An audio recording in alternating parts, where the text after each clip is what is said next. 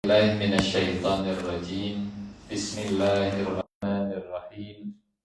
Assalamualaikum warahmatullahi wabarakatuh.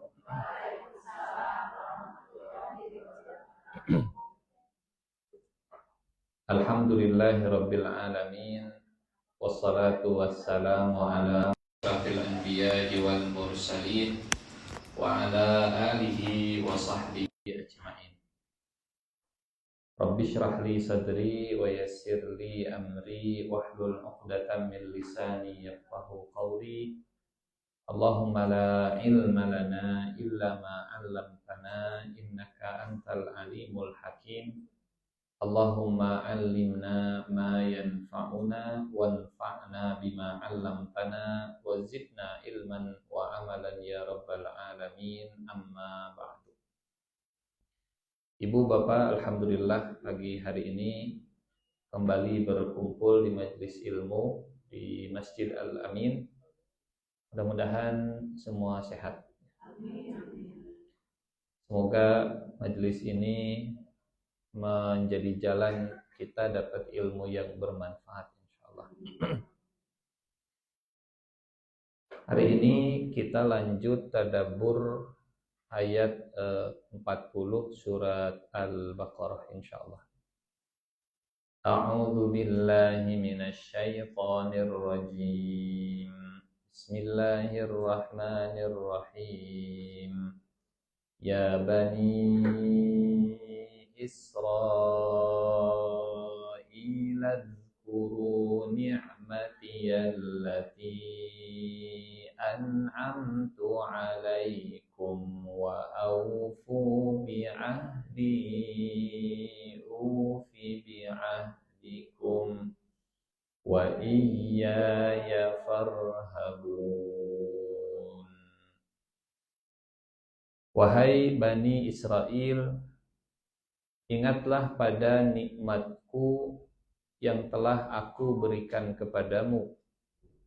Penuhi janjimu kepadaku, pasti aku penuhi janjiku kepadamu, dan hanya kepadaku kamu harus tunduk. Ayat ke-40 sampai ayat 120 kurang lebih adalah rangkaian kisah Bani Israel. Nanti setelah kisah Bani Israel, Allah melanjutkan dengan kisah Nabi Ibrahim alaihissalam.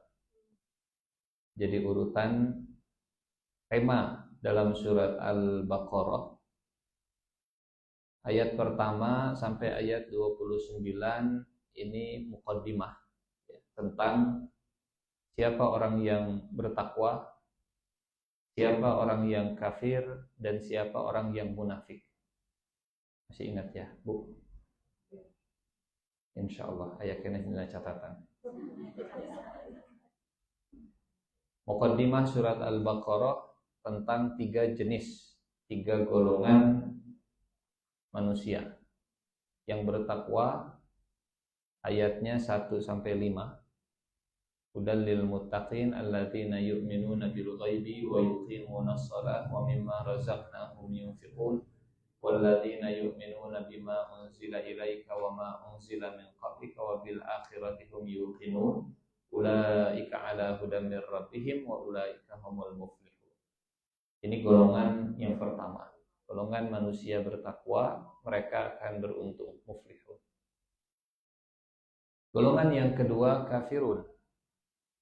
Innal ladzina kafaru sawa'un 'alaihim a anzartahum am lam tunzirhum la yu'minun khatamallahu 'ala qulubihim wa 'ala sam'ihim wa 'ala absarihim ghisyawatun wa lahum 'adzabun 'adzim. Selesai.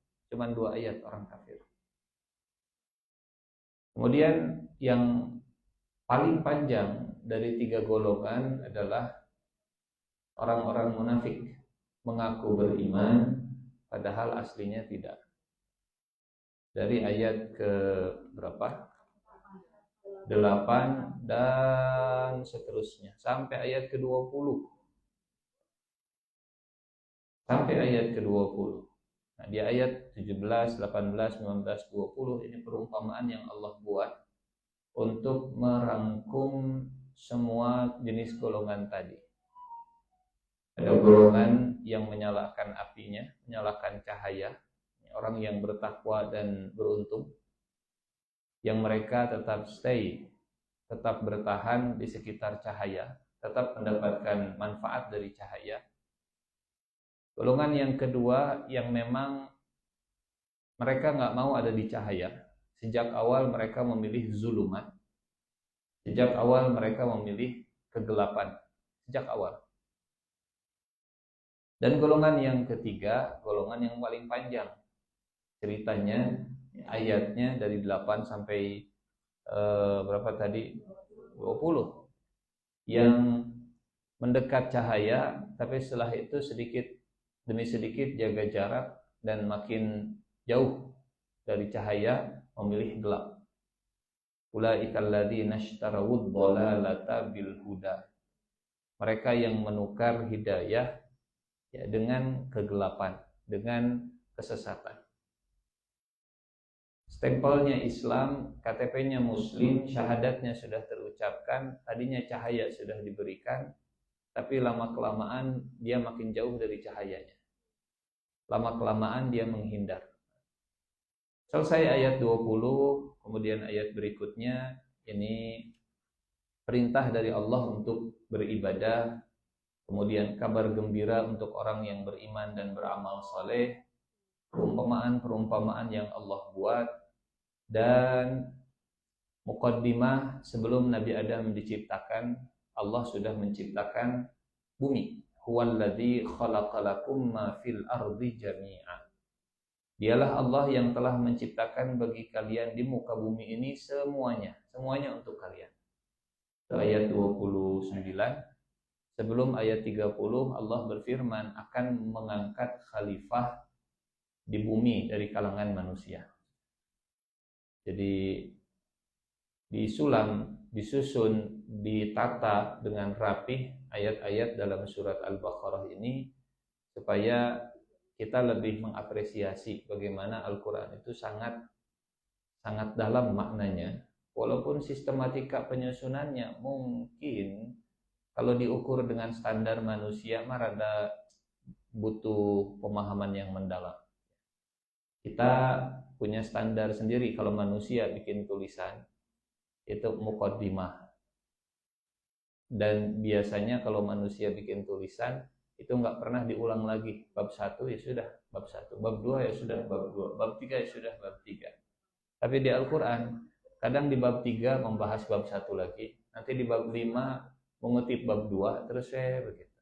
Seperti kisah Bani Israel di Al-Baqarah ada, nanti di Al-Maidah ada, nanti di surat Al-A'raf ada, dan seterusnya.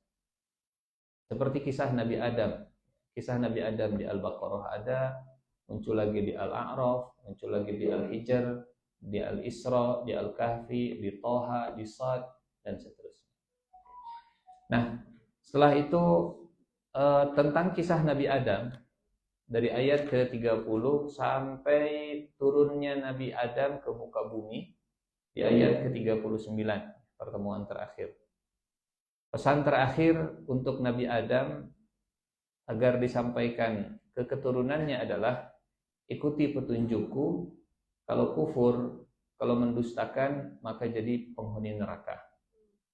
Itu ayat terakhir 38 dan 39 di kisah Nabi Adam alaihissalam. Nah, sekarang kita masuk ayat ke-40. Selesai kisah Nabi Adam, bukan kisah anak Adam, Qabil dan Habil, tapi kisah anak Israel, anaknya Nabi Yakub alaihissalam. Kenapa bukan kisah Qabil dan Habil? Kenapa yang diangkat? Atau apa hikmahnya Allah mengangkat kisah Bani Israel? Di antara hikmahnya surat Al-Baqarah ini turun di Madinah. Dan salah satu penduduk Madinah, salah satu komponen penyusun masyarakat Madinah adalah Bani Israel. Orang-orang Bani Israel. Sehingga Surat Al-Baqarah ini secara khusus dan Al-Quran secara umum bukan untuk orang Islam saja. Ibu bapak yang Allah muliakan, Al-Quran ini kitab yang Allah turunkan, panduan yang Allah berikan untuk kita atau untuk seluruh manusia. Untuk seluruh manusia. Untuk seluruh manusia. Dan di pembuka ayat 40, panggilannya langsung Allah berbicara dengan Bani Israel. Wahai Bani Israel. Siapa yang manggil? Allah. Allah tidak berfirman, katakan wahai Nabi Muhammad, hai Bani Israel. Ayatnya tidak berbunyi Qul ya Bani Israel. Kalau ayatnya berbunyi Qul ya Bani Israel, berarti ada perantara antara Allah dengan Bani Israel ketika berbicara. Qul itu tanda perantara. Kalau pakai qaf, kalau pakai kaf beda lagi artinya. Yang tahu artinya kalau pakai kaf, Qul, makanlah. Jadi salah baca, salah arti nanti. Qul, Qul ya ayyuhal kafirun, makanlah wahai orang-orang kafir. Beda artinya. Qul, katakanlah. Allah tidak menggunakan perantara saat berbicara ke Bani Israel. Langsung, dialognya terbuka langsung. Qul, tidak langsung, tidak pakai qul ya. Ya Bani Israel. Artinya ayat ini saat disampaikan oleh Rasulullah SAW itu langsung didengarkan, tidak pakai perantara Nabi Muhammad SAW untuk menyampaikan. Ya Bani Israel. Apa artinya bagi kita? Allah saja dengan Bani Israel berdialog secara terbuka dan langsung tanpa perantara. Jangankan dengan Bani Israel, ibu bapak yang Allah muliakan, dengan iblis saja Allah tuh ngobrol, Allah tuh dialog, Allah itu bertanya, betul? Dengan iblis. Jadi ya ceritanya masyhur lah ya, dan sudah pernah sering kita angkat kisahnya iblis ini. Waktu iblis tidak mau sujud, ditanya oleh Allah kenapa tidak mau sujud. Waktu iblis menjawab, kemudian Allah tektokan lagi lah. Qala. Iblis berkata, Allah berfirman. Iblis menjawab, Allah kemudian merespon. Qala. Jadi ayat ini mengajarkan kepada kita bahwa Muslim itu terbuka dengan siapapun kalau ada yang mau jalan hidayah itu bisa datang dari siapapun. Bahkan seandainya harus berdialog dengan orang kafir sekalipun, berdialog dengan orang yang menyimpang sekalipun, berdialog dengan orang yang tersesat sekalipun, nggak masalah. Nabi saja berdialog dengan orang musyrik di Mekah. Nabi juga berdialog dengan ahli kitab di Madinah. Dan Allah langsung berbicara dengan Bani Israel. Ya Bani, bukan Qul ya Bani Israel. Ya, bukan pakai perantara. Ini pertama. Hikmah yang pertama, ya Allah Subhanahu wa Ta'ala mengajarkan kepada kita terbuka berdialog dengan siapa saja, termasuk dengan Bani Israel. Dalam konteks ayat ini spesifik dengan Bani Israel. Ibu kalau diajak dialog dengan punten, seorang pelaku LGBT misalnya, badai bu, kalau dialog masih mau dialog, ya dialog, ya Bani Israel, dialog tektokan gitu. Kenapa begini, bagaimana pandangan anda, terus ngobrol biasa begitu, dialog tektokan. Nyata ngobrol mah begitu. Jangan ngobrol hungkul kita jadi bestie sanes. Kamu jadi sahabat ngobrol. Sieun jadi korban. Nanti dari korban jadi pelaku. Ya. Ini hikmah dari panggilan, ya. Karena ya itu huruf nida, huruf untuk memanggil, dan memanggil itu artinya mukhatab ya, bukan goib. Yang namanya huruf nida, huruf memanggil, orangnya ada. Ya, bukan pihak. Kalau pihak ketiga mah pakai kul ya Bani, sampaikan kepada Bani Israel. Yang kedua, Bani. Apa artinya bani? Anak. Anak yang punya nasab langsung bersambung. Ada kata zurriyah. Kalau zurriyah ini cenderung lebih menyebar nantinya. Kalau bani memang yang ya bunuwah, artinya secara genetis nyambung. Secara genetis nyambung. Kalau zurriyah bisa saja nanti dari jalur dari jalur yang lain, kita ini mantu dan seterusnya lah. Anak keturunan, bani. Seperti Allah memanggil Bani Adam, semuanya ada nasab jalur genetik ke Nabi Adam alaihissalam. Ya bani, wahai anak-anak. Anak siapa? Anak Israel. Israel siapa, Bu? Pak? Israel Nabi Yakub. Nama lain dari Nabi Yakub adalah Israel. Jangan campur aduk dengan Israel sebagai political state, gitu ya. Kalau negara Israel lain dengan Israel yang ada di dalam Al-Quran. Istilah Israel di dalam Al-Quran itu istilah yang mulia, istilah yang terhormat, istilah yang perlu mendapatkan respect dari kita. Berbeda dengan negara Israel. Jadi ada beberapa istilah yang perlu dipahami batasannya.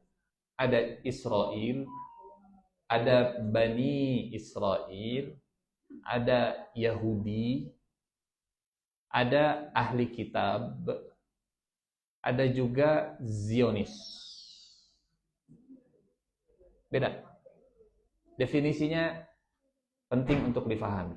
Kalau Israel, Nabi Yakub. Israel, Nabi Yakub. Bani Israel, semua keturunan dari Nabi Yakub, apapun agamanya, apapun keyakinannya, mau beriman, mau kafir, mau lurus, mau menyimpang, mereka Bani Israel. Ini bicara tentang nasab dan keluarga, bukan panggilan tentang keimanan, keyakinan. Ada Yahudi. Yahudi itu agamanya. Yahudi itu agama. Kalau Bani Israel, nasab. Kalau Bani Israel, keluarga. Kalau Yahudi, agama. Nah, kenapa dinamakan Yahudi ini nanti lain cerita begitu ya. Kenapa dinamakan Yahudi? Apakah salah seorang Bani Israel namanya Yahudi? Nantilah lain cerita. Yang jelas Yahudi itu sebagai agama. Kalau Allah memanggil Yahudi berarti tentang agama. Orang yang beragama Yahudi. Apakah Bani Israel itu Yahudi?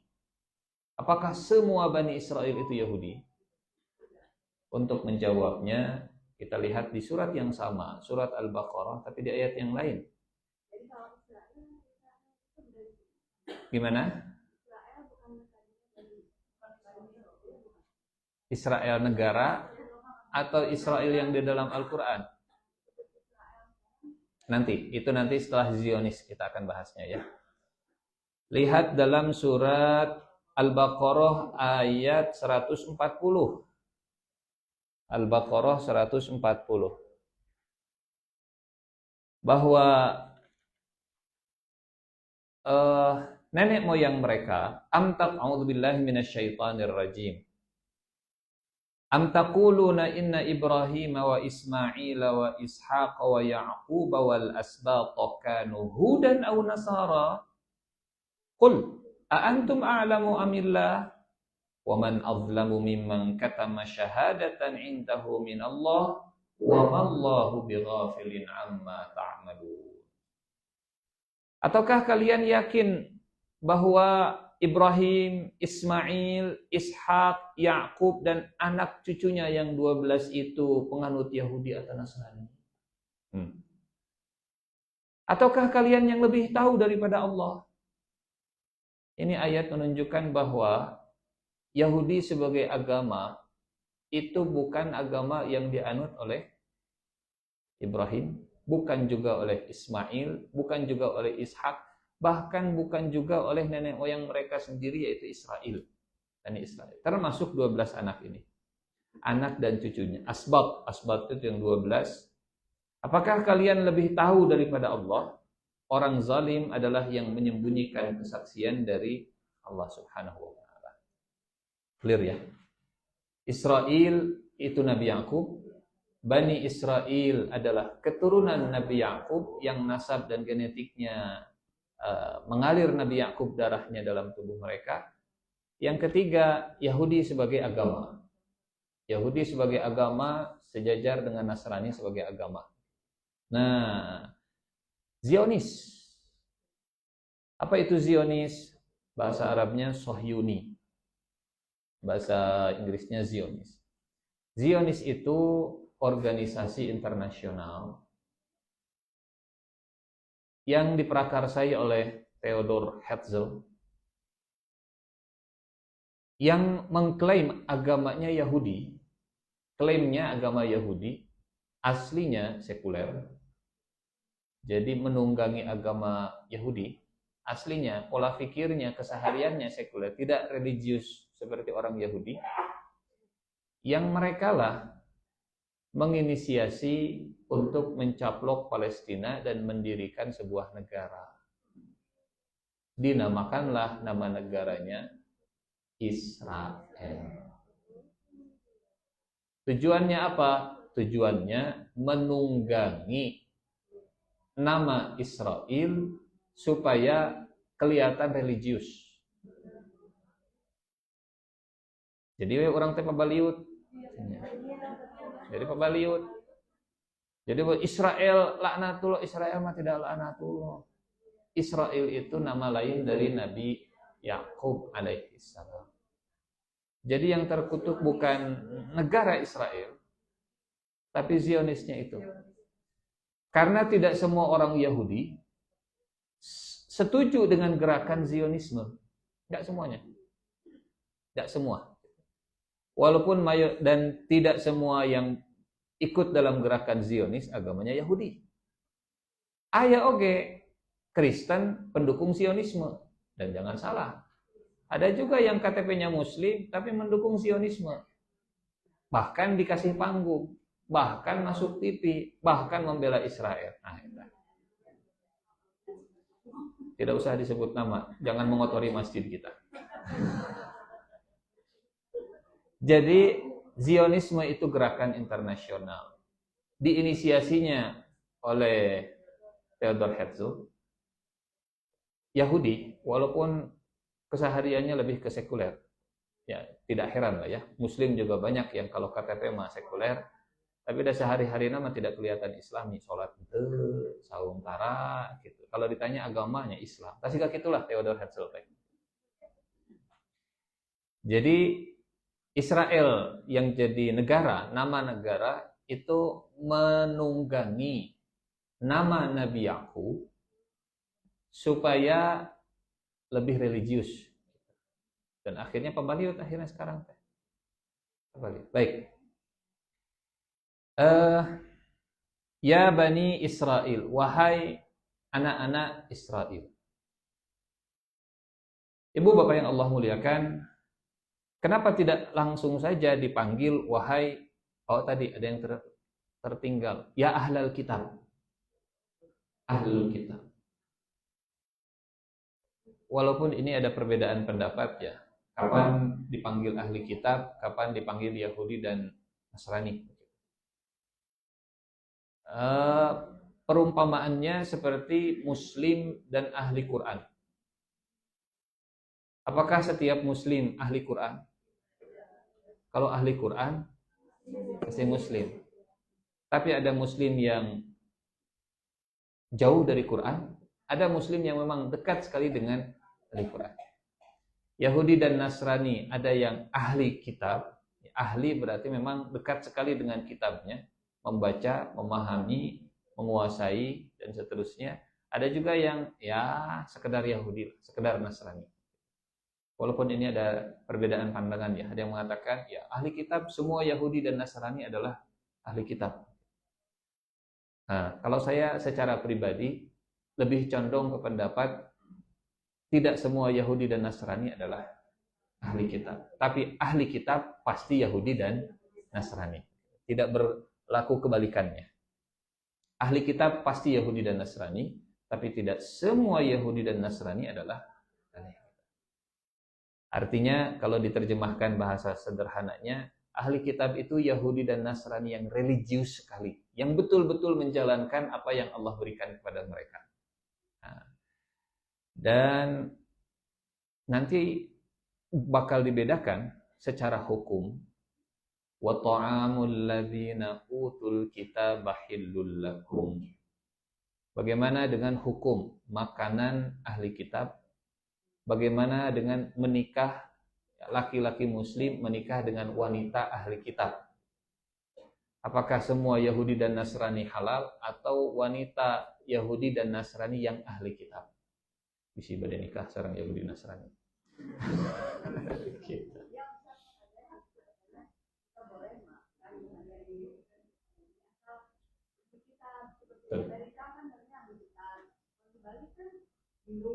Betul. Ya, betul. Nanti itu di surat Al-Maidah kita bahas.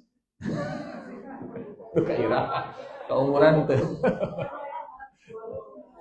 Tapi begitu. Dan istilah dalam Al-Quran tentang ahli kitab itu bahkan lebih spesifik. Ada ahli kitab, ada yang utul kitab. Ada yang utu Alkitab. Utu itu diberikan Alkitab. Kalau ahli kitab memang betul-betul ahli dalam kitabnya. Ala kulli hal. Ini kalah rada panjangnya. Ayat 40. Allah tidak memanggil ya ahlal kitab uzkuru ni'mati. Allah tidak memanggil ya ayyuhal yahud uzkuru ni'mati. Allah memanggil ya bani Israel. Wahai bani Israel. Apa hikmahnya? Kenapa Allah memanggilnya Bani Israel? Diingatkan kepada bapak mereka. Salah satu metode Allah, cara Allah Subhanahu wa Ta'ala dalam mengajarkan sejarah. Simple panggilannya, tapi dalam maknanya. Misal, ada yang di sini keturunan pahlawan? Barangkali, saya tidak tahu kan. Tokoh besar misalnya, gitu ya. Misalnya, nggak apa-apa. Kemudian kita panggil, Bu, Ibu teh kan anakna pejuang kemerdekaan kayak Jenderal Mustafa. Nah, ini putus asa kieu Ibu teh. Nah, itu seperti ya Bani Israel. Kalian itu anak Nabi. Kalian itu anak Nabi Yakub, Israel. Nah, kalakuan teh itu juga anak Nabi pisan. Nah, tujuannya untuk mengingat sejarah. History itu penting, sejarah itu penting. Mengenang siapa nenek moyang kita itu penting. Dan betul, memegang ajaran nenek moyang itu baik. Tapi kita sepakati dulu nenek moyang yang mana. Betul, kita tidak anti dengan nenek moyang, asal nenek moyangnya yang tepat. Siapa dulu? Ancestor kita teh begitu. Orang Islam mah mereka tidak menghargai nenek moyang. Kata siapa, Mas Bos? Kita justru diajarkan pertama kali dalam surat Al-Baqarah, kenali siapa nenek moyang kita. Siapa nenek moyang kita? Seorang pelaut. Nabi Adam. Nabi Adam, nenek moyang manusia. Kecuali kalau sudah tidak sepakat nenek moyangnya Nabi Adam, ya sudah. Barangkali mungkin penganut teori Darwin, ya silahkan. Enggak tutur ke nenek moyangnya, kalau memang monyet mah enggak, silahkan teruskan. Dan saya mah nenek moyangnya adalah Nabi Adam. Maka saya akan berpegang ke ajarannya Nabi Adam alaihissalam. Apa ajaran Nabi Adam? Menyembah Allah, mengikuti perintah Allah, menjauhi larangan Allah Subhanahu wa Ta'ala. Semua tentang Allah. Berarti yang keluar dari ajaran Nabi Adam justru yang menyimpang dari ajaran nenek moyang. Yang keluar dari ajaran nenek moyang. Nah, lanjut ke Bani Israel. Diingatkan dengan nenek moyang. Siapa nenek moyangnya? Israel. Israel itu siapa? Yakub. Yakub itu siapa? Anaknya Ishak. Ishak itu siapa? Anaknya Ibrahim alaihissalam. Tapi Ustaz, bapak Nabi Ibrahim Azar berarti bapaknya yang menyimpang. Dalam diteruskan kaditu mah jangan berhenti di Azar. Teruskan ka luhur. Barangkali mungkin nenek moyang kita 300-400 tahun yang lalu penyembah batu, animisme, dinamisme, penyembah pohon, penyembah laut dan seterusnya. Jangan berhenti di situ. Karena kalau berhenti di situ, Nabi Ibrahim bapaknya adalah azab. Teruskan kaluhur. Mentoknya itu pasti di Nabi Adam alaihissalam. Baik, jadi kalau ada yang beradu argumen nenek moyang, sepakat. Tapi tentukan nenek moyangnya dulu siapa. Nabi Adam. Baik. Ya Bani Israel, ini panggilan yang digunakan untuk mengingatkan Bani Israel tentang sejarahnya supaya mereka sadar diri. Seperti punten nauzubillah min zalik ya. Kalau misalnya ada anak seorang tokoh agama tapi kemudian menyimpang dari agama. Jangan dirinya teh anak Pak Ustad. Hanya kalakuan juga jurig. Jadinya teh anak Pak Haji Pulan begitu, soleh luar biasa. Nah, jadinya nih itu juga bapakna itu panggilan ya Bani Israel. Jadi sejarah, ya, nilai sejarah dalam panggilan ya Bani Israel ini nilai yang luar biasa. Jangan sekali-kali melupakan sejarah nenek moyang kita itu siapa, supaya tidak menyimpang dari jalur. Ya. Tentunya poin 1, tentukan dulu nenek moyang yang paling soleh, pangluhurna gitu. Pangluhur standarnya adalah Nabi Adam alaihissalam. Ya Bani Israil azkuru. Wahai Bani Israel, ingat-ingatlah, sebut-sebutlah. Uzkur dari kata zikir. Zikir artinya menyebut-nyebut. Zikir artinya mengungkit-ungkit. Zikir artinya lawan dari kata lupa. Lupa, nisyan, ingat, zikir. Wahai Bani Israel, sebut-sebutlah, ungkit-ungkitlah, blow up lah, speak up lah, ya, posting lah, buat konten lah zaman sekarang. Uzkuru, apa yang harus diungkit-ungkit? Nikmati atau musibati. Ungkit-ungkitlah nikmatku atau ungkit-ungkitlah ujian dariku. Perintah pertama kepada Bani Israel dalam surat Al-Baqarah ini, perbanyaklah mengungkit-ungkit nikmatku. Dan perhatikan dhamir yang Allah gunakan, nikmati, nikmat saya. Menggambarkan kedekatan Allah Subhanahu wa taala ke Bani Israel, nikmatku, nikmatku. Dimudhofkan, disandarkan, dinisbatkan nikmatnya langsung kepada Allah Subhanahu wa taala pakai kata ganti saya. Kalau Allah mau bisa begini, Bu. Ya Bani Israil azkuru ni'matallah allati an'ama 'alaikum.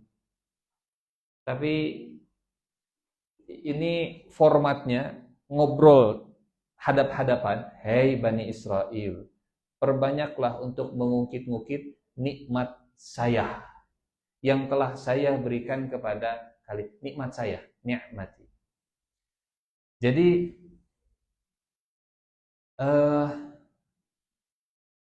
instruksi, perintah pertama dari Allah Subhanahu wa taala untuk Bani Israel apa? Untuk selalu mengingat nikmat. Bandingkan dengan perintah Allah kepada orang yang beriman.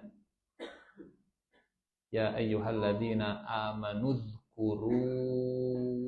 uzkurullaha katsira. Kalau kita orang beriman disuruh memperbanyak mengingat Allah. Kalau Bani Israel, mereka diperintahkan untuk memperbanyak mengungkit, mengingat, menyebut nikmat Allah. Apa hikmahnya? Kalau buat Bani Israel, mereka perlu pakai perantara untuk sampai kepada pemberi nikmatnya. Kudu diingat-ingat heula nikmatna, baru ingat siapa yang ngasih nikmatnya. Salah? Itu salah. Nggak salah. Tapi Ya, karena begitulah tabiatnya Bani Israel yang butuh hal konkret untuk sampai ke yang abstrak.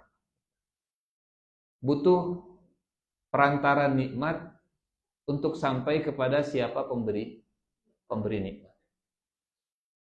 Kalau orang yang beriman, uzkurullaha dzikron katsira. Kalau Bani Israel, uzkuru nikmat.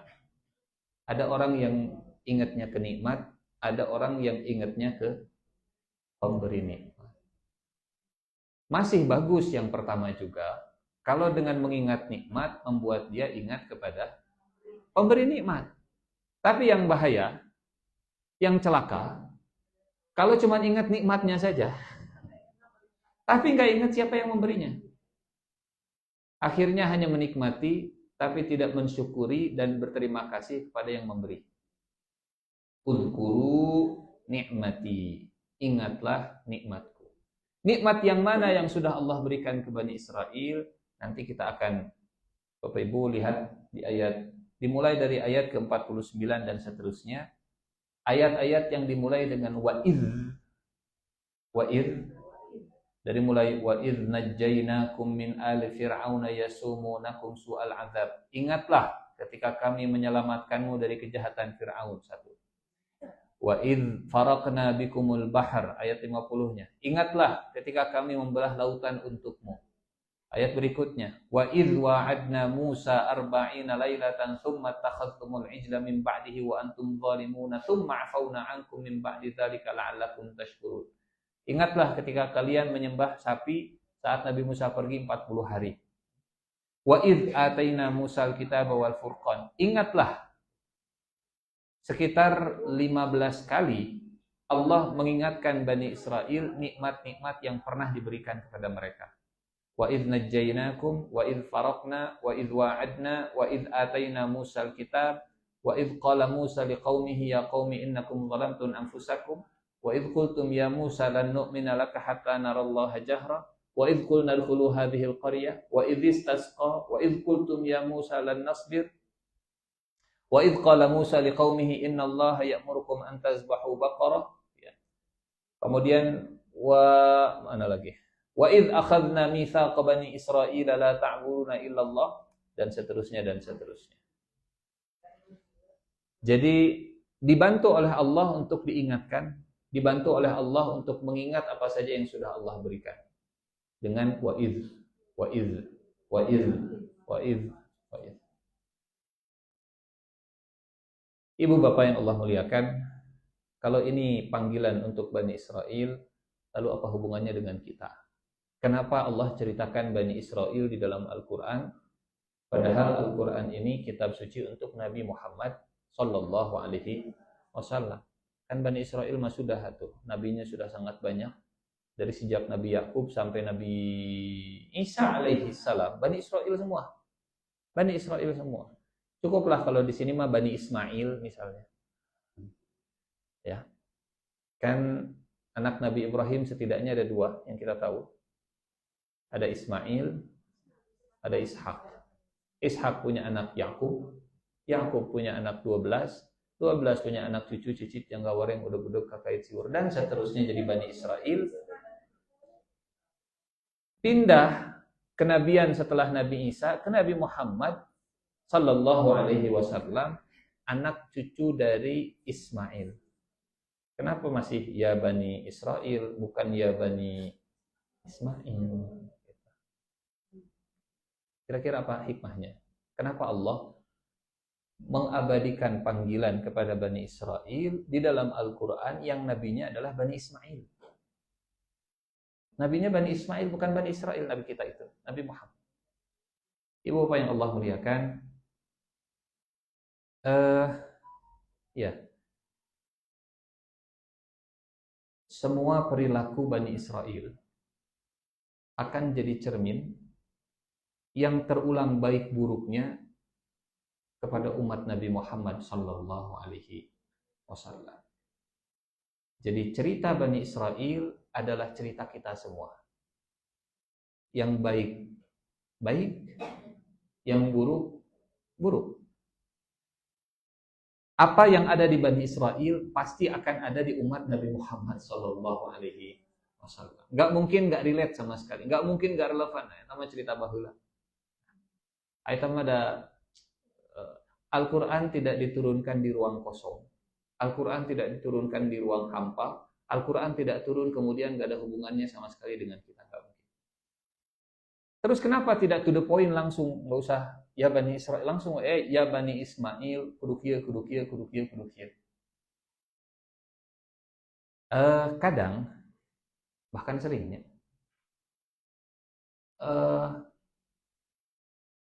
lebih efektif dalam memberikan teguran, arahan supaya tidak muncul self defense mekanismenya, pertahanan dirinya. Kalau teguran itu tidak langsung. Kalau ditegur langsung, ibu teh kuruna kieu, ibu teh salah, akan membela diri. Wah, Ustaz da bungana kieu. Tapi kalau saya cerita, Bu, saya tuh punya tetangga. Sanes ibu ya, tetangga ya. Ngan tetangga nanti kalau kan siga ibu. Kalakuan nanti kieu. Ayeuna teh Bu teu damang. Ayeuna teh kieu kondisi, ayeuna teh bangkrut gitu. Oh. Karunya nya kuduna mah tobat si ibu teh nya bunya.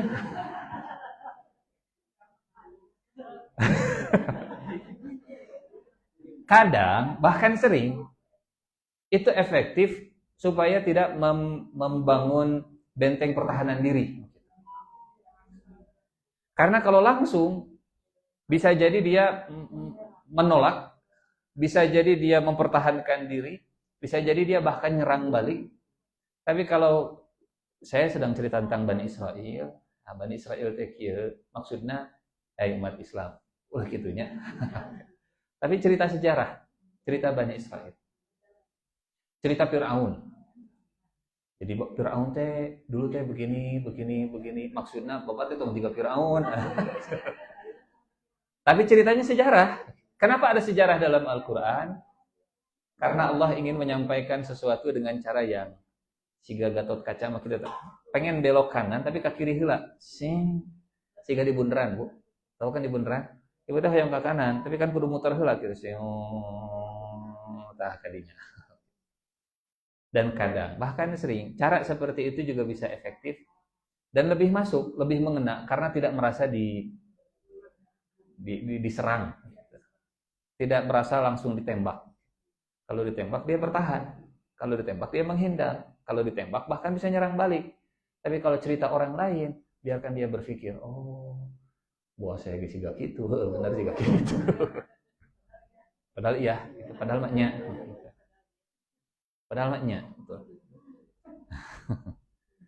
Nyindir. Misalnya, contoh. Misalnya, di ayat 49. Contoh. Kira-kira apa relevansinya? Kita agak loncat sedikitnya. Apa hubungannya dengan para sahabat Rasulullah siapapun? Saat Allah berfirman, ingatlah ketika kami menyelamatkanmu dari kejahatan Fir'aun dan pengikutnya. Mereka menimpakan siksaan yang sangat berat kepadamu, menyembelih anak laki-lakimu, membiarkan hidup anak perempuanmu. Itu merupakan cobaan yang besar dari Tuhanmu. Itu kan sejarah Bani Israel. Apa relevansinya dengan para sahabat yang tinggal di Madinah saat surat ini turun? Karena Al-Baqarah itu Madaniyah. Banyak sahabat yang mereka selamat ketika hijrah. Berangkat dari Mekah setelah tertindas belasan tahun beragama di Mekah. Jadi Mekahnya Muhajirin adalah Mesirnya Bani Israel. Oh berarti Abu Jahal teh Fir'aunnya ya? Ya gitu. Berarti Abu Lahab teh keluargana Fir'aun. Ya sih gak gitu maksudnya. Jadi cerita yang jauh ribuan tahun yang lalu. Tapi ada relevansinya, relate dengan kehidupan para. Bukan cerita ngawang-ngawang. Terus naon maksudnya? Gitu we. Hoyong ngadongeng we. Enggak begitu ya. Tujuan kisah Al-Qur'an bukan hanya sekedar untuk informasi semata. Bukan FYI. For your information only. Bahasa Sunda nama MDA. Sekarang MDA meh didinya apa? FYI. Jadi apa hubungannya ayat 40 untuk kita? Ya Bani Israel, uzkuru ni'mati. Wahai Bani Israel, ingatlah nikmatku. Jangan sampai kita, hadirin semua, jangan sampai yang diingat tentang Allah hanya sekedar musibahnya saja, ujiannya saja, susah-susahnya saja, gitu. Beban hidupnya saja. Tapi yang harus diingat adalah nikmat Allah Subhanahu wa taala. Bahkan boleh jadi dalam ujian yang Allah beri ada nikmat yang tersembunyi. Udhkuru ni'mati. Punten. Seorang ulama sampai mengatakan tujuan manusia diciptakan oleh Allah Subhanahu wa taala itu cuma satu. Menjadi orang yang bersyukur. Dan sering kita sampaikan ya, kenapa setan mengganggu dari kanan, kiri, depan, belakang? Tujuannya satu, membuat kita tidak bersyukur, membuat kita tidak mengingat nikmat Allah Subhanahu wa ta'ala, membuat kita tidak bisa mengapresiasi apa yang sudah Allah beri. Dan kadang uzkuru ni'mati itu hilang saat kita lebih mengingat nikmat Allah kepada orang lain. Maka Allah mengatakan uzkuru ni'mati allati an'amtu alaikum, yang sudah saya berikan kepada kalian. Ibu punten, kalau tidak ada kalimat allati an'amtu alaikum, ada makna ingatlah nikmatku. Pokoknya memang Fir'aun sigak itu teh karena Allah ngasih nikmat, tapi kan itu bukan nikmat ke saya. Uzkuru nikmati, ingatlah nikmatku. Ya memang semua orang yang punya kenikmatan di dunia itu nikmat dari Allah. Bukan itu. Nikmati allati an'amtu alaikum. Nikmatku yang sudah saya berikan nikmat itu langsung kepada kalian. Jadi fokuslah untuk selalu mengingat, mengungkit nikmat yang sudah kalian terima. Kudu mikiran nikmat batur. Nya si eta kan nikmat Allah nya si bapak itu teh gaduh mobil ieu, gaduh rumah ieu, gaduh helikopter, nya eta kan nikmat Allah. Bukan itu. Nikmati allati an'amtu alaikum, yang sudah saya berikan kepada kalian. Yang sudah kita dapatkan. Bagi kita hikmahnya fokus dengan nikmat Allah Subhanahu wa taala. Orang kadang hari ini istilahnya apa? Buatlah jurnal syukur. Jurnal syukur. Pagi hari tulis nikmat apa yang sudah Allah berikan untuk saya hari ini. Hiji bisa bangun. Alhamdulillahilladzi ahyana ba'dama amatana wa ilaihin nusyur. Apakah cuman itu doa bangun tidur? Enggak. Ada lagi yang lain. Alhamdulillahilladzi afani fi jasadi. Segala puji bagi Allah yang telah memberikan afiat dalam jasadku. Wa radda ilayya ruhi, dan telah mengembalikan ruh kepadaku. Wa adzina li bidzikri, dan mengizinkanku mengingatnya, menyebutnya. Baca doa ini, kalau malamnya kita membaca doa bismika rabbi wada'tu jambi wa bika arfa'u. Fa in amsaktaha farhamha wa in arsaltaha fahfadha kama tahfadhu ibadaka shalihin. Ya, doa mau tidur itu ada banyaknya punya. Pak, itu mah doa nutuduh pisan.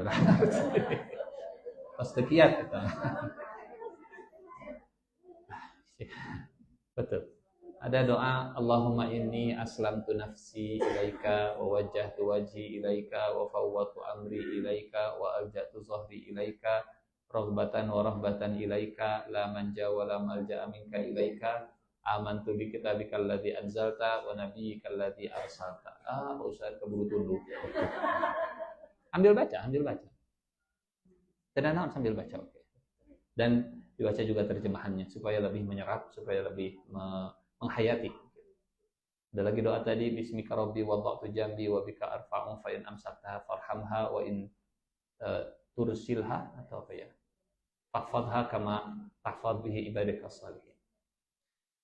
Baik, nikmat yang pertama nikmat bangun tidur, nikmat dikembalikan roh. Nikmat yang kedua, ini kita mengamalkan ayat ini ya, langsung. Uzkuru ni'mati allati an'amtu alaikum. Nikmat apa saja yang sudah Allah berikan ke kita sampai jam 10, 4, 3, lebih 22. Yang kedua, memang tidak bisa terhitung. Wa in ta'uddu ni'matallahi la tuhsuha. Tapi kalau tidak dihitung sama sekali juga jangan. Yang kedua, bangun dalam keadaan sehatnya. Nikmat bangunnya sendiri sudah nikmat. Bangun dalam keadaan sehat. Atau ada yang pas bangun teh, aduh. Cara rangkep. Pastikan, Bu, kalau pakai bantal, katanya jangan pakai bantal yang bikin tengkuk kita jadi begini. Rangkep. Tong luhur teuing. Malah kalau Rasulullah tidurnya mah bantalnya itu pakai tangan. Ngadepnya ke kanan. Ada yang mengatakan tangannya begini. Ada yang mengatakan tangannya begini, pakai tangan kiri. Ya, kan bolak-balik mungkin. Mal mungkin kenapa jam kieu mal mungkin. Punten, kita bukan seperti punten ya. Kita bukan seperti anjing yang bisa 300 tahun tidur tanpa bergerak. Lihat surat Al-Kahfi. Kisah surat wa nuqallibuhum dzatal yamini wa dzatash shimali wa kalbuhum basitun dzira'ihi bil wasit. Kami bolak-balikan ke kanan dan ke kiri, sementara anjing mereka basitun dzira'ihi bil wasit. Lengannya itu terbentang di halaman di lobi gua mereka. Selama bertahun-tahun tidurnya begitu, gitu enggak bergerak. Karena kalau anjing punya zat yang mencairkan darah, melancarkan peredaran darah. Namun orang maka gencet lami sing sireun. Punten, yang di rumah sakit stroke biasanya setiap jam sekali digeser. Gitu. Wa nuqallibuhum zatal yamini. Ibu pernah menghitung dalam satu malam kita bolak-balik berapa kali? Kumang hitung nanya. Konon katanya dari riset penelitian minimal dalam satu malam itu bolak-balik nanti minimal 30 kali. Ya kali. Nyemual apa orang mah tuh. Hiji. Gagal gitu. Baik.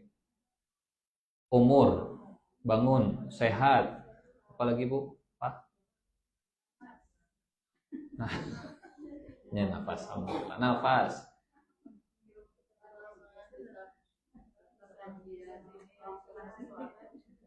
Saya disebutkan banyak. Datangnya ke sini juga ya, sehat gitu. Ngajinya di ruangan ber-AC. Kok mau dipayun materi pisan? Udah langsung. Tapi tenang naon, segar alhamdulillah. Segar alhamdulillah. Betul, segar. Karena sekarang menghadapi Godzilla El Nino. Sabar BMKG. Nikmat apa lagi Bu? Nikmat kita punya sahabat, nikmat beriman berjamaah, nikmat bisa duduk dengan tenang. Dalam aya bisul mah rada nyengeyeng. Kemalawan bisulna kanan kiri bisa. Udah ada dan seterusnya lah. Banyak nikmat Allah Subhanahu wa taala. Dan fokusnya nikmat yang sudah Allah berikan ke kita. Saya lupa pernah cerita yang kalau dikasih terus dikasih tambahan dan kita ngelihat yang lain. Buat simulasi. Silahkan buat simulasinya. Ada 6 anak misalnya atau di sini. Misalnya saya pengen ngasih ke ibu-ibu itu setiap orangnya 1 juta. 1 juta. Amin. Kan ya?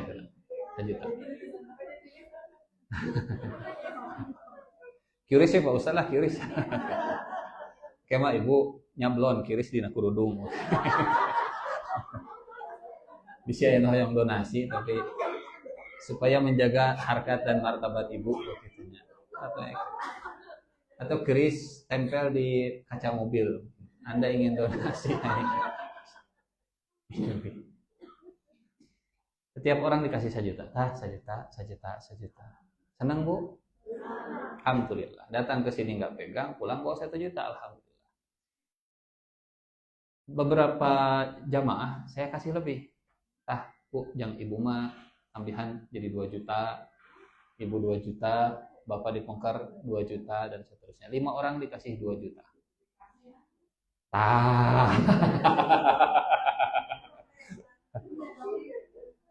Langsung protes. Ibu tadi bahagia, bapak tadi bahagia dapat 1 juta. Nuhun Pak Ustadz, nuhun Pak Ustadz. Kebahagiaannya full 1 juta. Tapi saat ibu melihat, bapak melihat ada yang ditambah jadi 2 juta, itu bahagia 1 juta jadi hilang. Atau minimal berkurang. Ngan 1 juta, hari itu mah 2 juta. Padahal sebelum melirik, nikmat 1 jutanya full. Alhamdulillah, nuhun Pak Ustadz, nuhun Pak Ustadz, 1 juta. Full, bahagianya full, bahagia 1 juta. Tapi pas ningali membandingkan, dia uzkuru nikmati allati an'amtu alaihim. An'amtu ala ghairihim. Nikmatnya ke orang lain. Maha ngan sakit. 1 jutanya tidak berkurang, tapi bahagia atas 1 jutanya yang berkurang. Kadang yang kurang bukan kurang nikmat, tapi yang kurang adalah syukur atas nikmat.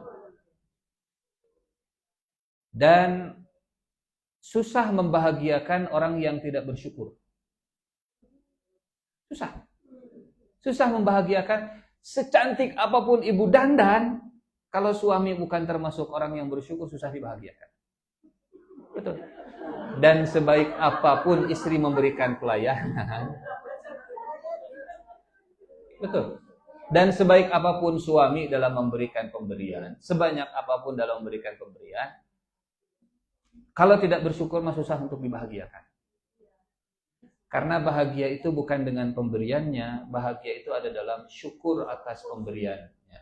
1 jutanya tidak hilang, 1 jutanya tidak berkurang, tapi bahagianya yang hilang. Karena tidak lagi bisa mengapresiasi 1 juta. Apa yang jadi penyebabnya? An'amtu-nya bukan alaikum, tapi alaihim. Uzkuru ni'mati allati an'amtu alaikum. Nikmat kepada kalian saja. Fokus saja dengan apa yang sudah Allah beri ke kita. Dan itulah kenapa syaitan akan datang dari kanan, dari kiri, dari depan, dari belakang, supaya tidak bersyukur. Hei, kadi, tinggali kadi. Hanya petur mah. Nah, hanya si itu mah. Nah, hanya hari tetangga mah. Nah, ya Allah, hari abi. Uzkuru ni'mati allati an'amtu alaikum. Apakah ini hanya penyakit Bani Israel atau termasuk penyakit kita? Betul. Penyakit saya, penyakit kita semua. Betul, termasuk penyakit kita. Tapi Allah tidak mengatakan sing syukur nikmatku atau Bani Israel, ingat nikmat yang sudah saya berikan kepadamu. Bari ngalirik nak dia. Jadi Firaun itu ceritanya tentang Firaun tapi matanya melirik ke seseorang.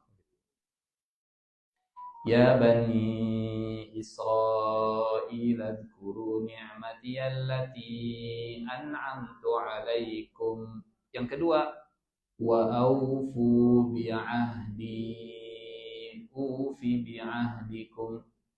Kalau sudah mengingat nikmat Allah, maka yang kedua, penuhi janjiku. Penuhi janji kalian kepada Allah, maka Allah akan memenuhi janji kepada kalian. Aku akan memenuhi janjiku kepada kalian. Ada yang tahu nama kitabnya ahli kitab? Kita menyebutnya Taurat dan Injil. Bagi mereka apa? Perjanjian lama.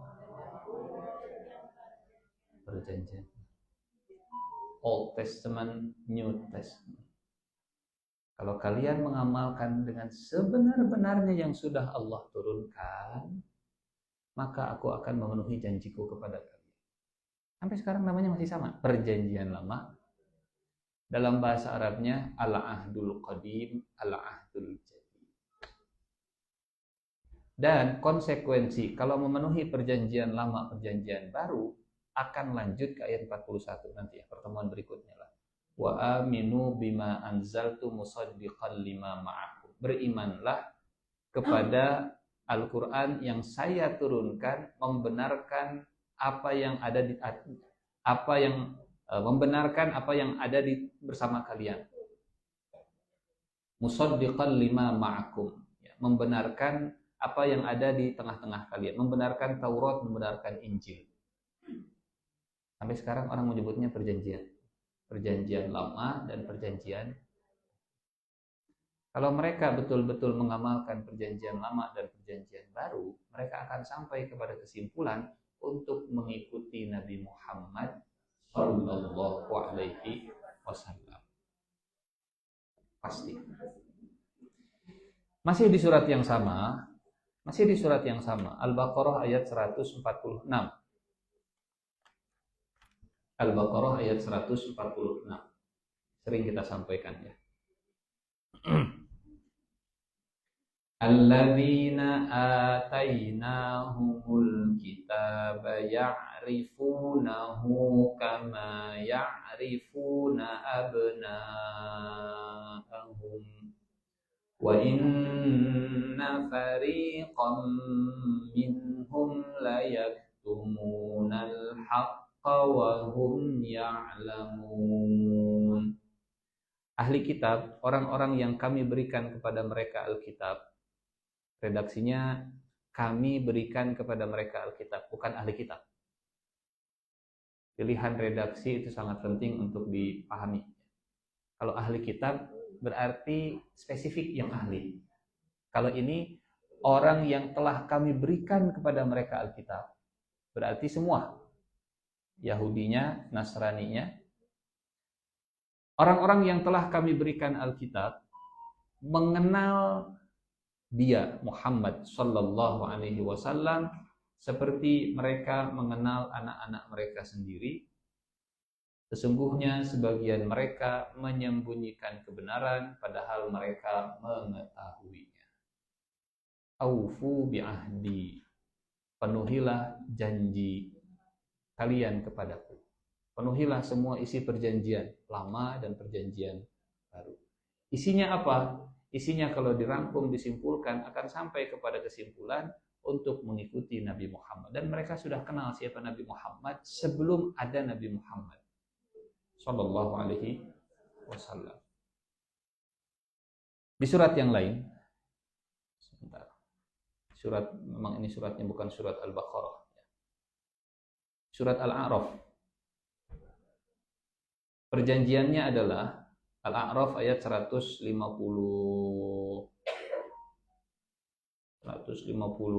maaf. 157.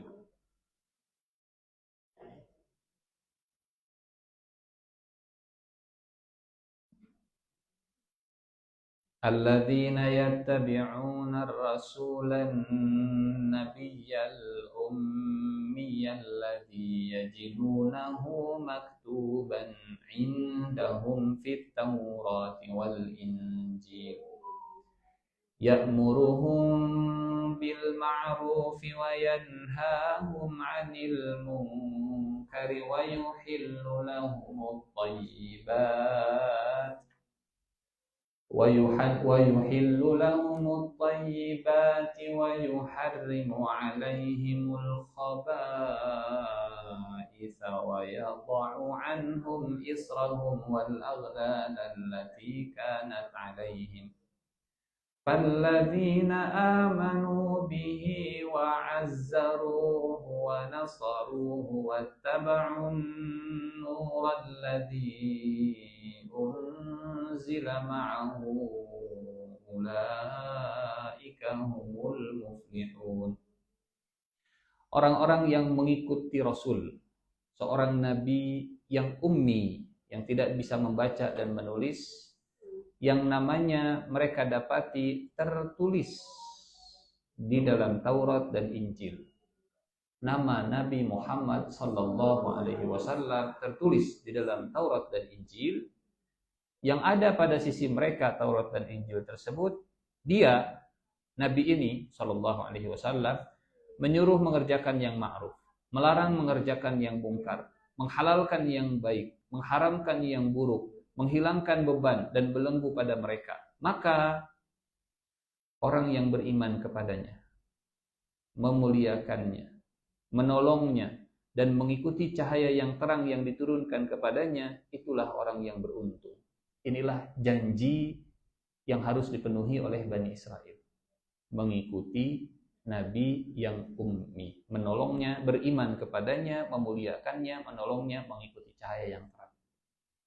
Penuhi janji kalian kepadaku, aku akan memenuhi janjiku kepada kalian. Kita menyebutnya perjanjian lama, perjanjian baru. Al-Quran merangkumnya satu saja. Kesimpulannya, imanlah kepada Al-Quran. Allati an'amtu alaikum wa awfu bi'ahdi ufi bi'ahdikum. Kalau ini cerita tentang Bani Israel, lalu apa hubungannya dengan kita? Hubungannya dengan kita, Bapak Ibu, satu, perbanyak jurnal syukur, ya. Yang kedua, setelah sadar bahwa Allah banyak ngasih nikmat, gunakan nikmat itu untuk memenuhi janji kita kepada Allah. Apa janji kita kepada Allah? Menomorsatukan Allah, mengikuti Rasulullah Shallallahu Alaihi Wasallam. Ibu bapak, setiap hari, setiap sholat kita sebetulnya berjanji. Asyhadu alla ilaha illallah wa asyhadu anna Muhammadar Rasul. Itu janji. Apa isi janjinya? Tidak ada yang nomor satu dalam hidup saya. Tidak ada yang akan mendominasi pikiran dan perasaan saya kecuali Allah Subhanahu wa taala. Bukan nikmat Allah yang mendominasi pikiran saya. Nikmatnya saya manfaatkan dan pemberi nikmatnya yang akan saya tuhankan. Jangan sampai menuhankan nikmat. Jangan sampai menuhankan nikmat, melupakan pemberi nikmat. Harta, tahta, Raisa, nikmat. Tapi ada yang ya dibalik itu semua. Wa aufu bi ahdi ufi bi ahdikum. Ada yang hafal doa Sayyidul Istighfar? Allahumma anta rabbi la ilaha illa anta khalaqtani wa ana abduka wa ana ala ahdika wa wa'dika mastata'tu a'udzubika min syarri ma sana'tu abu'u laka bi ni'matika alayya wa abu'u bi dhanbi fa innahu la yaghfiru dzunuba illa anta. Artinya, wallahu a'lam. Allahumma anta rabbi, ya Allah kaulah Tuhanku. La ilaha illa anta, tidak ada yang berhak disembah kecuali Engkau. Khalaqtani wa ana abduka, Engkau menciptakanku dan akulah hambamu. Wa ana ala ahdika wa wa'dika mastata'tu, aku terikat dalam perjanjian denganmu semampuku. Perjanjian apa? Aku hamba, Engkau Tuhan. Aku siap mengilahkan Engkau. Terus? A'udzubika min syarri ma sana'tu, aku berlindung dari keburukan perbuatanku. Ya Allah, saya sudah berbuat maksiat dan saya tahu ini ada efeknya, saya berlindung dari efeknya ya Allah. Ya Allah, saya tahu saya sudah berbuat dosa dan saya tahu pasti ada konsekuensinya. Saya berlindung dari konsekuensinya ya Allah. Ya Allah, saya tahu saya sudah salah dalam mendidik keluarga sebagai seorang suami. Ya Allah, saya tahu saya salah, tapi saya berlindung dari kesalahan perbuatan saya. A'udzubika min syarri ma sana'tu. Ya Allah, saya tahu saya pemalas ya Allah. Saya berlindung dari keburukan kemalasan saya. A'udzubika min syarri ma sana'tu. Ya Allah, saya tahu saya ini terlalu keras ke istri saya. A'udzubika min syarri ma sana'tu. Saya berlindung dari keburukan perbuatan saya. Abu ulaka bi ni'matika alayya. Aku akui nikmatmu kepadaku. Wa abu ubi dzanbi, dan aku akui dosaku. Saya mengakui dosanya, tapi tolong lindungi saya dari konsekuensinya. Itu Sayyidul Istighfar. Abu ulaka bi ni'matika alayya wa abu ubi dzanbi faghfirli, maka ampunilah dosaku, fa innahu la yaghfirudz dzunuba illa anta. Tidak ada yang bisa mengampuni dosa, dan yang dipilih dalam redaksi doa itu dzunub, dzanbun, bukan ismun, bukan junahun, bukan harajun, yang semua terjemahkan ke bahasa Indonesia junahun dosa, harajun dosa, ismun juga dosa. Kalau dzunub itu dosa dari kata dzanbun. Dzanbun itu ekor. Ekor, cari dalam bahasa Arab, googlingnya ekor, bahasa Arabnya ekor, dzanbun. Kenapa disebut dzanbun? Kenapa disebut dzunubun? Karena dia mengekor, terus saya ngebuntutan. Ngikutin terus, tapi di belakang. Bahasa kitanya konsekuensi. Konsekuensi dari sebuah perbuatan namanya dzanbun. Ya Allah, saya akui, saya ini kurang olahraga, tapi saya berlindung dari keburukan perbuatan saya, ya Allah. Ya Allah, saya akui, saya tersebut amis-amis, ya Allah.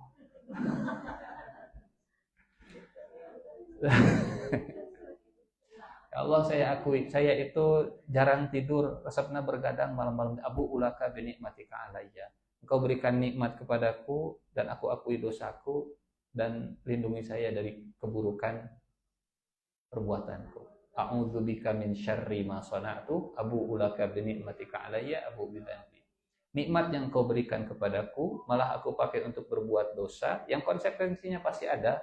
Ya Allah, aku akui dosanya, tapi jauhkan dari konsekuensinya. Itulah Sayyidul Istighfar. Jadi, ya, kalau Bani Israel, uzkuru ni'mati allati an'amtu alaikum wa aufu bi ahdi ufi bi ahdikum. Apa saja yang bisa Allah penuhi janjinya, di dunia ampunan, di akhirat insya Allah dapat surga, di dunia kebaikan, di akhirat juga dapat kebaikan. Terakhir ayat 40, wa iyaya farhabun, dan hanya kepadakulah hendaknya engkau farhabun, takut. Rahab itu takut, tapi khauf juga takut, khasyah juga takut, wajal juga takut. Idza dzukirallahu wajilat qulubuhum. Apalagi takut dalam bahasa Arab, al-khauf wal khasyah wal rahbah wal wajal, ada beberapa ya. Kenapa Allah menggunakan kata rahab? Rahab itu al-khauf al-mustamir, ketakutan yang sifatnya terus-menerus, ketakutan yang tidak berhenti. Jadi kalau khauf bisa datang dan bisa pergi. Kalau khasyah, takut dengan hormat, segan, sungkan gitu ya. Takutnya itu bukan takut biasa, tapi takutnya itu karena menyadari keagungannya. Kalau rahbah, ini takutnya konsisten, istimrariyah, ada keberlanjutan gitu. Dan Bani Israel setelah diingatkan nikmat, kata para ulama, ini targhib, memotivasi. Tapi kalau cuma motivasi, orang suka lupa diri. Maka perlu juga diseimbangkan dengan tarhib. At-targhib wa tarhib. Dimotivasi, tapi juga harus ada unsur takutnya. Dimotivasi dengan surga, tapi juga harus ditakuti dengan neraka. Kenapa harus ada unsur rahbahnya? Dan kepadakulah kalian hendaknya, hanya kepadakulah harusnya kalian takut. Wa iyaya farhabun. Jadi ayat 40 ini gambaran keseimbangan bagaimana Allah memberi nikmat, tapi di sisi yang lain juga harus ditakuti. Jangan sampai dikasih, hilang rasa takutnya. Ada Allah bagir iya, tenang. Manusia punya kecenderungan begitu. Ya. Kalau terus-terusan jika gitu dikasih, cenderung akan menyepelekan. Sebaliknya, lamun bising-siunan terus-terusan, cenderung nggak terbangun kedekatan. Sieun kunaon angker pokoknya mah gitu. Baru juga ngomong sedikit langsung di gambreng, langsung Allah Subhanahu wa taala memulai ayat tentang Bani Israel ini, nikmat Allah yang banyak, ditutup dengan dan kepadakulah hendaknya kalian takut. Seimbang. Kalau surat Al-Fatihah merangkumnya dalam kalimat Ar-Rahmanir Rahim, Maliki Yaumiddin. Maha pengasih, maha penyayang, dan yang menjadi raja di hari pembalasan. Ar-Roja dan Al-Khawf. Berharap dan takutnya tumbuh secara bersamaan. Karena kalau tidak begitu pasti akan ekstrim. Beragama akan ekstrim kalau tidak seimbang. Hanya surga saja yang diceritakan, nerakanya nggak pernah. Akhirnya apa? Kalem. Tenang, berbuat dosa oke dah, Allah mah akan memasukkan kita ke dalam surga. Atau cerita neraka terus disingsieunan. Jika saya memang pinarakaeunnya. Kayaknya kesempatan untuk masuk surga tuh hilang. Putus asa dari rahmat Allah. Ya, surga dan neraka dibuat ada dua-duanya supaya manusia seimbang antara sayap harap dan sayap takutnya. Wallahu a'lam bishawab. Ini mungkin yang bisa disampaikan, Ibu yang Allah muliakan, Bapak yang saya